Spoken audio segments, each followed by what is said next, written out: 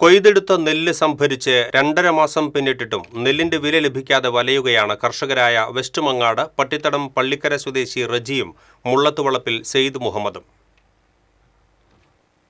വേദക്കാട് പാടശേഖരത്തിൽ മുണ്ടകൻ കൃഷി ചെയ്ത് കൊയ്തെടുത്ത നെല്ലാണ് 2.5 മാസം മുൻപ് സപ്ലൈകോയ്ക്ക് വേണ്ടി സ്വകാര്യ മില്ലുകൾ സംഭരിച്ചത്. ഒപ്പം നെല്ല് സംഭരിച്ച 13 കർഷകർക്കും നെൽവില ലഭിച്ചെങ്കിലും റജിക്കും സെയ്ദ് മുഹമ്മദിനും പണം ലഭിച്ചില്ല.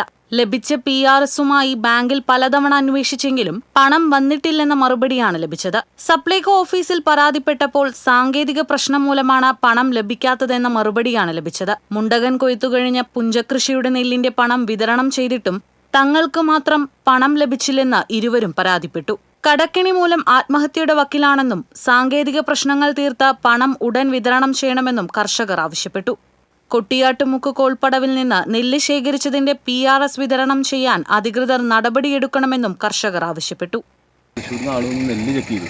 നെല്ല് ചെക്ക് ചെയ്തപ്പോൾ അത് കാറ്റത്തിട്ടെന്ന് പറഞ്ഞിട്ട് ഞങ്ങൾ രണ്ടുപേരും കാറ്റത്തിട്ടു. എന്നിട്ട് ചെക്ക് ചെയ്ത് നോക്കുമ്പോൾ യാതൊരു കംപ്ലൈൻറ്റും നെല്ലിനില്ല. എന്നിട്ട് 2 ശതമാനം കഴിച്ചിട്ട് നെല്ല് കയറ്റിയിട്ട് 12-ാം തീയതി കയറ്റിയിട്ട് റെസീറ്റ് അത് കയറ്റിയിട്ട് ഇവർ PRS തരുന്നത് ഫെബ്രുവരി 28-ാം തീയതിയാണ്. ഫെബ്രുവരി 28-ാം തീയതി കിട്ടിയിട്ട് ഞങ്ങൾ ഒരേ സ്പോട്ടിലുള്ള എല്ലാവരും നെല്ലിൻ്റെ പൈസ കിട്ടി.